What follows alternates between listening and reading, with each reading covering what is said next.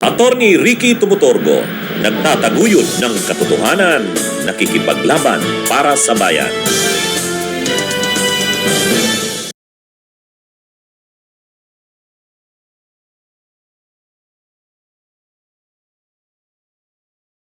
Mga kabunyog, mga kababayan, ito namang si Secretary of Interior and Local Government Junvic Rimulya, kinukomentaryuhan ni Trillanes, ni dating Senador Sani Trillanes, issue.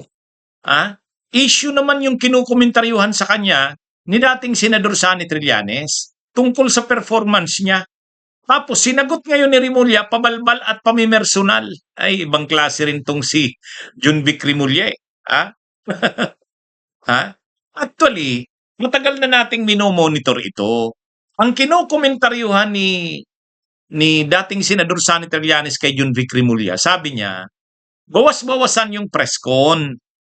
Kasi kasuhin niya na muna yung maraming mga maraming problema na na trabaho ng DILG at ng PNP. Hawak lahat yan ni Rimulya. Yung napakaraming mga high profile na mga fugitives from justice, yung mga wanted na hindi pa naaaresto hanggang ngayon. Si Bantag, si Atong Ang, kahit man lang paglagay sa Interpol kay Harry Roque, kay Saldico, wala. Kaninong trabaho yun? Kay Junvic Rimulya. Ngayon na naman, dito na naman kay Bato. Pumunta na naman doon sa Senado. Totoo naman, siya naman ang inutusan ng Pangulo. Pero napakapalpak ng kanyang ginawang pagpasok doon. Pagdating niya pa lang, ang sabi niya, hindi ako nandito para arestuhin si Senador Bato. Isisecure ko ang mga senador. Okay, pero anong ginawa niya? Pagdating niya doon, nakipagkwentuhan, nakipagtawanan sa mga senador. Pagkatapos umalis na siya, o pag-alis niya, anong nangyari? Tumakas na si Bato de la Rosa kasama si Robin Padilla. Ano ngayon nangyari? Parang napapasok siya sa trap eh. Ngayon, nagkomentaryo na si Trillanes. Sabi ni dating Senador Sani Trillanes, ano ba naman yan? Ito na yung sinasabi natin kay Secretary Junvic Rimulya eh. Imaginein mo na naman yan. Dati na nga, hindi pa yan nangyayari kay Bato de la Rosa na yan. Nagkukomentaryo na nga siya kay Junvic na parang laging nagpapa-press con, laging nagpapa-interview, pero ang daming mga dapat na ma-accomplish ng departamento ni Junvic, hindi nagagawa. So, ano ba yon? Pamimersonal? Hindi. Issue yun eh. Totoo naman yung issue ni Trillanes kay Junvic Rimulya eh. Pero anong ginawa ni Junvic Rimulya? Pabalbal. Ganito ang sagot ni Junvic Rimulya kay Trillanes. Ayaw kong patulan ang loser. Ayaw niya daw patulan ang talunan. Bakit daw tatlong sunod-sunod ng talo si Trillanes sa eleksyon? Kasi inuuna pa daw nito, anong pagkakasabi? Ang komentaryo niya kay Trillanes, ayaw niya na daw patulan. Sabi ni Junvic Rimulya, ayaw niyang patulan si Trillanes. Kasi inuuna daw nito ang kaya daw ito tatlong sunod-sunod ng talo. Parang ano bang eksaktong pagkakasabi ni Junvic Rimulya diyan? Kaya ang diyan, mga kabunyog, ni dating Senador Sani Trillanes, na siya itong si dating Senador Sani Trillanes, nalulungkot siya na ganyan ang ginagawa nito ni Junvic Rimulya. Kasi palpak talaga eh. Ito eh, lalo na itong nangyari kay Bato de la Rosa. Kumbaga pinaghirapan yan, actually ang talagang nagtutulungan na lang diyan si NBI Director Melvin Matibag, saka nga si Trillanes. Ito sabi ni Junvic Rimulya, there's a reason why Trillanes lost 3 elections in a row. Nauuna ang yabang kaysa mag-isip. Yan yung ano niya, yan yung pabira niya. Nauuna daw kay Trillanes ang yabang. Hindi, ganyan lang talaga si Trillanes magkomentaryo eh. Ah, pero sa totoo lang, si Trillanes suportado naman ang programa ng Administrasyong Marcos eh. Ah, Actually nga, kinukomentaryuhan nga siya ng mga nasa oposisyon. Bakit ano na siya, pro-Marcos na si Trillanes. Pero sabi ni Trillanes, kailangan eh. Kailangan nating suportahan ang administrasyon para madurog ang Duterte. Ay, ang problema, para madurog mo ang Duterte, lalo na niyan, maaresto mo si Bato, ang kailangang katulong mo dyan, ang DILG, kasi hawak niyan ang law enforcement agencies.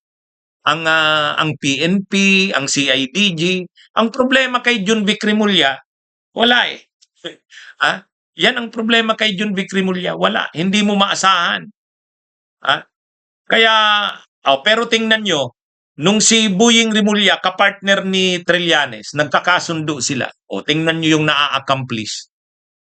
Tingnan nyo yung naa-accomplish. Yang sa ICC na yan, tulungan yan ni Trillanes at saka ni Boying, nung Secretary of Justice pa si Boying. Itong si John Vic, hindi. Ang problema, ito yung kailangan na tulong ni Trillanes eh. Si law enforcement ito. Kaya nagkukomentaryo na si Trillanes na po-frustrate na siya. Kasi gusto niya talagang durugin na itong mga Duterte. Ang problema, hindi niya ka-sync itong si Rimulya, si John Vic Rimulya. Ang problema, ano yan eh, DILG yan at saka PNP. Kailangan yan. Hindi mo madudurog ang Duterte at ang mga galamay nito kung hindi mo katulong o kasundo ang PNP at ang DILG. Kaya lang, yun na nga. Kaya nagko-comment na si Trillanes eh. Nung nakaraan pa yan, nagsabi na si Trillanes, sabi niya, sana si John Vic Rimulya, si Secretary Rimulya, bawas-bawasan ng press con. Trabahuin niya muna ito. Ang daming mga at large na mga wanted, na mga high profile na mga fugitives. Wala, hindi nangyayari. Totoo naman. Lalo na ngayon dito kay Bato, ay grabe. Pagpunta niya doon sa Senado, pag alis niya, nakalaya na si Bato. Tumakas na si Bato.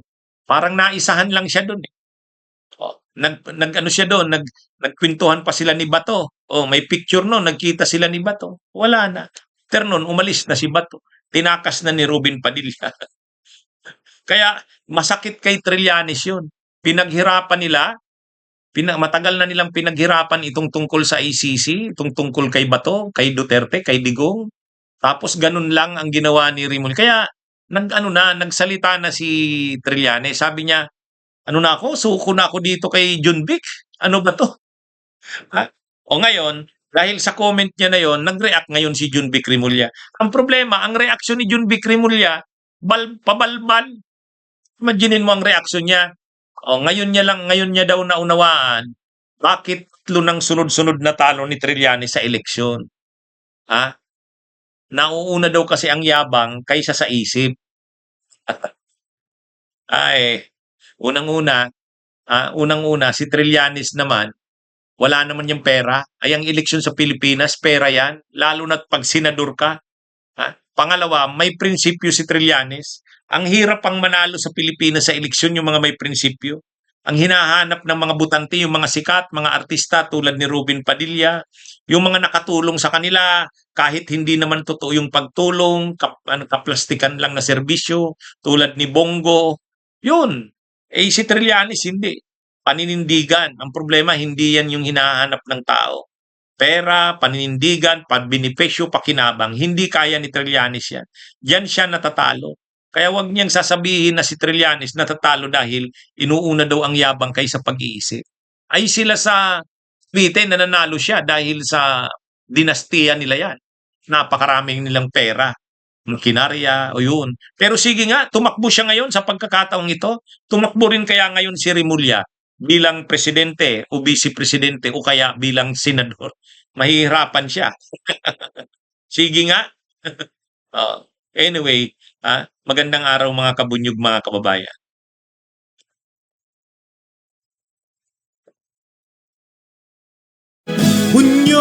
Bunyog, halikan na kasama ka. Bunyog, kapag buklod ay may pag-asa. Luzon, Visayas, Mindanao, isa ang pananaw. Sa bagong Pilipinas ang bunyog isisigaw. Bunyog, bunyog.